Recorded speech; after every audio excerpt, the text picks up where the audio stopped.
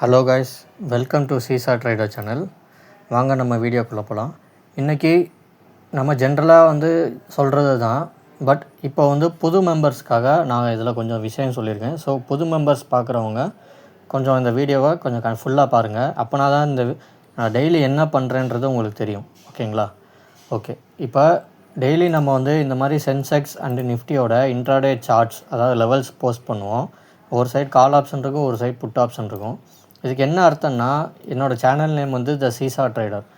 சீசானா என்னென்னா, குழந்தைங்க இந்த விளையாடுவாங்களே, ஒரு பக்கம் உட்காந்தா ஒரு பக்கம் எழுந்திரிக்கும். அந்த மாதிரி தான் இந்த call option put option work ஆகும். ஆக்சுவலாக நம்ம இன்ட்ராடே ஆப்ஷன் ட்ரேடிங் தானே பண்ண வந்திருக்கோம். ஸோ அதிலே இருக்குது intraday option trading. So options தான் நம்ம பண்ண வந்திருக்கோம், call option put option. So இதில் இண்டெக்ஸுக்கு வேலையே இல்லை, சொல்லப்போனால் இண்டெக்ஸே தேவையில்லை. சரிங்களா? இண்டெக்ஸில் அந்த நம்பர்ஸ் மட்டும்தான் வேணும்.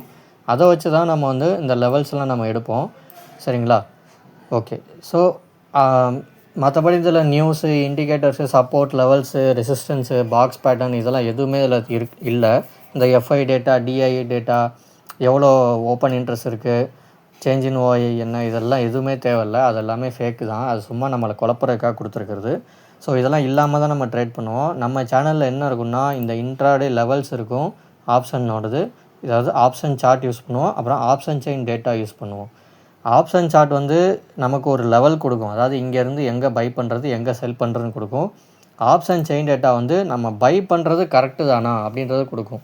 அதாவது திசையை காட்டுறது இந்த ரெண்டுமே தான் காட்டும். பட் எந்த பக்கம் ஃபுல்லாக ஹோல்டு பண்ணுறது அப்படின்றது, அதாவது உங்களுக்கு எக்ஸ்பீரியன்ஸ் இருந்தால் நீங்கள் நீங்கள் சொல்லுங்கள். அதாவது வாரத்தில் 5 நாள் ட்ரேடிங் டேஸு, இதில் எத்தனை நாள் ட்ரெண்டிங்காக இருக்கும். அதாவது ஒரு நாள் 2 நாள் மட்டும் தான் ட்ரெண்ட் ஆகும். அதாவது ட்ரெண்டிங்னா 1% இல்லை 0.8% ஒரு ரேலி கிடைக்கிறது வீக்லி ஒன்ஸோ இல்லை 2 தடவை தான் கிடைக்கும். மற்ற நாள் எல்லாமே சைட்வேஸாக தான் இருக்கும். இந்த சைட்வேஸையும் ட்ரெண்டிங் எப்போ நடக்குன்றது கண்டுபிடிக்கிறது தான் எங்களோட ஸ்பெஷாலிட்டியே. ஏன்னா ஆப்ஷன் செயின் டேட்டா அப்படி தான் டிசைன் பண்ணப்பட்டிருக்கு. அதோட அல்காரிதமே இப்படி தான். கால் சைடாகவும் போக முடியாது, இல்லை புட் சைடாகவும் போக முடியாது, இல்லை 2 பக்கமும் மாறி மாறி போனாலும் 2 பக்கமே ப்ராஃபிட் பார்ப்பாங்க. ஸோ யாரும் ப்ராஃபிட் பார்க்கக்கூடாது அப்படின்ற நோக்கத்தில் தான் இது டிசைன் பண்ணியிருக்காங்க. முக்கியமாக நம்மள மாதிரி ரீட்டைல் ட்ரேடர்ஸ் எல்லாமே நாசமாக போகணுன்றதுக்காக தான் ஆப்ஷன் ட்ரேடிங்கை உருவாக்கியிருக்காங்க. பட் இதை டீகோட் பண்ணதுக்கப்புறம் தான் எனக்கு தெரிஞ்சது. ஸோ இந்த நேரத்தில் தான் பை பண்ணணும், இந்த நேரத்தில் பை பண்ணக்கூடாது அப்படின்றது தான் எனக்கு தெரிஞ்சது. ஓகேங்களா? ஸோ அதைத்தான் நான் இங்கே ஷேர் பண்ணிகிட்டு இருக்கேன். ஆக்சுவலாக வாரத்தில் 3 நாளைக்கு மேலே சைட்வேஸ் இருக்கும், ப்ரீமியம் டிகே தான் இருக்கும். நம்ம எந்த பக்கம் பை, அதாவது அந்த டயத்தில் நம்ம பை பண்ணாலே நம்மளோட எஸ்எல் தான் பெருசாக இருக்கும், நம்ம டார்கெட் ரொம்ப சின்னதாக இருக்குன்ற மாதிரி டிசைன் இருக்கும். என்னைக்காவது ஒரு நாள் மட்டும்தான் பெரிய ட்ரெண்டிங் டே கிடைக்கும். ஸோ அந்த ட்ரெண்டிங் டேயில் மட்டும் பை பண்ணுறது தான் என்னோடய ஸ்ட்ராட்டஜி. ஓகேங்களா? ஸோ அதனால் வாரத்தில் 2 நாள் மட்டும்தான் என்ட்ரியே கிடைக்கும். மிச்ச நாளில் என்ட்ரி கிடைக்காது, சம்பாதிக்க முடியாது அப்படின்னு கேட்டால், புது ட்ரேடர்ஸ்க்கு, அதாவது 1 வருஷம் 2 வருஷம் எக்ஸ்பீரியன்ஸ் உள்ளவங்களுக்கு அது மிகப்பெரிய ட்ராபேக்காக இருக்கும். பட் 5 வருஷத்துக்கு மேலே ட்ரேடிங் பண்ணுறவங்களுக்கு மட்டும்தான் தெரியும், மிச்ச நாள் ட்ரேடிங் பண்ணி லாஸ் ஆகிறத விட நம்ம அந்த நாளைக்கு ட்ரேடை எடுக்காமல் இருக்கிறது தான் பெஸ்ட்டுன்னு நீங்கள் லாஸ் ஆனதுக்கப்புறம் தான் தெரியும். அதுக்கு முன்னாடி வரைக்கும் உங்களுக்கு அது தெரியாது. ஏன்னா மார்னிங் நீங்கள் ஏதோ ஒரு ட்ரேடு எடுத்து நீங்கள் ஸ்கேல்பிங் பண்ணி ஒரு 1000 2000ன்னு ப்ராஃபிட்டில் இருப்பீங்க. ஆனால் கொஞ்ச நேரத்தில் இந்த ப்ராஃபிட் வச்சு நீங்கள் ட்ரேட் பண்ணலான்னு நினச்சிட்டு அன்றைக்கி எண்ட் ஆஃப் த டேயில் லாஸ் பண்ணியிருப்பீங்க. நீங்கள் ப்ரோக்கரேஜும் அதிகமாக கட்டியிருப்பீங்க. ஸோ என்னோடய ஸ்ட்ராட்டஜியில் என்னென்னா, அந்த லாஸ் ஆகிற டைமில் ஃபைண்ட் அவுட் பண்ணிவிட்டு அன்றைக்கி ட்ரேடு எடுக்கக்கூடாதுன்னு கண்ட்ரோலாக இருக்கணும். என்றைக்கு நமக்கு சான்ஸ் இருக்குது, அதாவது ஒன்று கால் சைடு பை பண்ணால் கால் சைடு மட்டுமே இருக்கிற மாதிரி என்றைக்கு சான்ஸ் கிடைக்குதோ அன்றைக்கி தான் நான் ட்ரேட் பண்ணுவேன். நான் கால் சைடு எடுத்தால் அன்றைக்கி ஃபுல்லாக கால் சைடு மட்டும் தான் ஹோல்ட் பண்ணுவேன். இல்லை புட் சைடு எடுத்தால் புட் சைடில் மட்டும்தான் இருப்பேன். அதுவும் ஒரே ட்ரேடோ இல்லை 2 ட்ரேடோ மட்டும் இருக்கும். சும்மா ஓயாமலாம் ட்ரேடு இருக்காது. வாரத்துக்கே மொத்தமாக 5 ட்ரேடுக்கு மேலே இருக்கவே இருக்காது. ஓகேங்களா? நம்ம இதில் டெய்லி ஃபஸ்ட்டு ட்ரேடே இருக்காது. 2 நாள் 3 நாள், அதுவும் ட்ரெண்டிங் டேஸில் தான் இருக்கும். அந்த ட்ரேடு எடுத்தால், இப்போ இங்கே பாருங்கள், இந்த 449 இல்லை 500 நான் ட்ரேட் எடுத்தேன்னா அடுத்த என்னோட டார்கெட் இங்கே 900 தான் இருக்கும். சரிங்களா? அடுத்த பாயிண்டில் தான் இருக்கும். இல்லை அன்றைக்கி நமக்கு ட்ரெண்டிங் டேஸ் இல்லை அப்படின்றது ஆப்ஷன் செயின் டேட்டாவில் தெரிஞ்சிடும். அன்றைக்கி எடுத்துகிட்டு 100 பாயிண்டில் நம்ம ரிட்டர்ன் பண்ணிடுவோம், இல்லை 200 பாயிண்டில் ரிவர்ஸ் ஆகிரும். அதுக்குள்ளே நம்ம ப்ராஃபிட் புக் பண்ணிடுவோம். சும்மா 10 பாயிண்ட் 20 பாயிண்ட் ட்ரேட் பண்ணுற மாதிரிலாம் நம்ம ஸ்ட்ராட்டஜி இருக்காது. ஸோ அப்படி தான். இப்போ பாருங்கள், இப்போ நம்ம மார்னிங் 7:30 வழக்கம் போல் போஸ்ட் பண்ணுவோம் இன்ட்ராடே சார்ட். அதைப்படி போஸ்ட் பண்ணிட்டோம். ஸோ மார்க்கெட் ஃப்ளாட்டாக ஓப்பன் ஆனதால் இந்த ஸ்ட்ரைக் ப்ரைஸில் எந்த சேஞ்சஸும் கிடையாது. அதாவது இந்த ப்ரைஸில், இந்த ஸ்ட்ரைக் ப்ரைஸ்ன்னு சொல்லுவாங்க இது ஆப்ஷன் ப்ரீமியம் ப்ரைஸ்ன்னு சொல்லுவாங்க. ஸோ ஸ்ட்ரைக் ப்ரைஸில் எந்த சேஞ்சஸும் கிடையாது, ப்ரீமியம் ப்ரைஸில் எந்த சேஞ்சஸும் இல்லை. ஸோ அப்படியே ஓப்பன் ஆகிருக்கு. ஓப்பன் ஆனதுக்கப்புறம் ஃப்ளாட் ஓப்பனிங்கிறனால மார்க்கெட் வந்து ஓப்பன் ஆன உடனே இந்த கால் சைடு மேலே தான் இருந்தது, அதாவது பிரேக் ஈவன் பாயிண்ட்டுக்கு மேலே இருந்தது. ஸோ இந்த பக்கம் பிரேக் ஈவன் பாயிண்ட்டுக்கு மேலே இருந்தால் இந்த பக்கம் பிரேக் ஈவன் பாயிண்ட்டு கீழே இருக்கும். இந்த பக்கம் செகண்ட் பாயிண்ட்டுக்கு மேலே இருந்தால் புட் சைடில் செகண்ட் பாயிண்ட்டுக்கு கீழே இருக்கும். ஸோ இதுதான் கான்செப்ட்டு. அப்படி இருக்கும்போது மார்க்கெட் ஓப்பன் ஆனதுமே கால் சைடு தான் காட்டுச்சு, ஆப்ஷன் சார்ட்டு கால் சைடு தான் காட்டுச்சு. ஸோ 5 மினிட்ஸ் கேண்டில் முடிகிற வரைக்கும் க்ளோஸ் ஆகிற வரைக்கும் வெயிட் பண்ணணும். அதுக்கப்புறம் தான் ஆப்ஷன் செயின் டேட்டா வந்து ஓப்பனிங்கில் ஃப்ளாட்டாக தான் காமிச்சிது, சரிங்களா. அதுவும் இல்லாமல் நிஃப்டியோட ஆப்ஷன் செயின் டேட்டாவில் ரொம்ப லோ வால்யூம் தான் இருந்தது. ஐவி வந்து 8க்கு கீழே தான் இருந்தது, அதனால் மூவ்மெண்ட்டே இல்லைன்ற மாதிரி அது காட்டுச்சு. பட் சென்செக்ஸில் மட்டும்தான் அதோட ஐவி வந்து 13, 12ன்னு ஹெவியாக காட்டுச்சு. ஸோ சென்செக்ஸில் பயங்கரமான மூவ்மெண்ட் இருக்குன்ற மாதிரி காட்டுச்சு. இன்றைக்கி சென்செக்ஸில் தான் இருந்தோம்.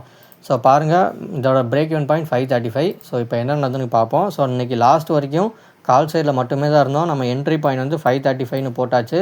So wait for entry near BEP point, அதாவது 535க்கு வர்ற மாதிரி பக்கத்துலேயோ இல்லை 25 பாயிண்ட்டு கொஞ்சம் பஃபர் வச்சுக்கிட்டு 535லேருந்து 555க்குள்ளே என்ட்ரி எடுங்க அப்படின்னு சொல்லி வெயிட் பண்ணியிருந்தோம். நம்ம டார்கெட் வந்து 3rd பாயிண்ட் அப்படின்னு சொல்லியிருந்தோம். வழக்கம் இந்த 10:05க்கு வந்து என்ட்ரி ட்ரிகர் ஆச்சு. ஸோ அதுக்கப்புறம் நம்ம டார்கெட் வந்து 3rd பாயிண்ட்னு கொடுத்துருந்தோம். பட் இன்றைக்கி ஃபுல்லாக சைட்வேஸ்லேயே இருந்தது. அதாவது ஐவி கம்மியாக இருந்தனால கடைசி வரைக்கும் மேலே போல், அதே மாதிரி எஸ்எல்லும் ஹிட் ஆகலை, நமக்கு டைரெக்ஷன் கீழே போகல. இங்கே பாருங்கள், மார்னிங் வந்து டச் ஆகி மேலே போச்சு. அதுக்கப்புறம் பாருங்கள் நமக்கு என்ட்ரி இங்கே கொடுத்துச்சு 535ல். அதுக்கப்புறம் வந்து ஃபுல்லாக மேலே தான். நான் வந்து 2:35க்கு 2:34க்கும் வந்து நான் க்ளோஸ் பண்ண சொல்லியிருப்பேன். ஏன்னா அதுக்கப்புறம் வந்து ப்ரீமியம் டிகே இன்றைக்கி எக்ஸ்பைரின்றனால ப்ரீமியம் டிகே இருக்கும். ஸோ அதனால் நான் க்ளோஸ் பண்ண சொல்லியிருப்பேன்.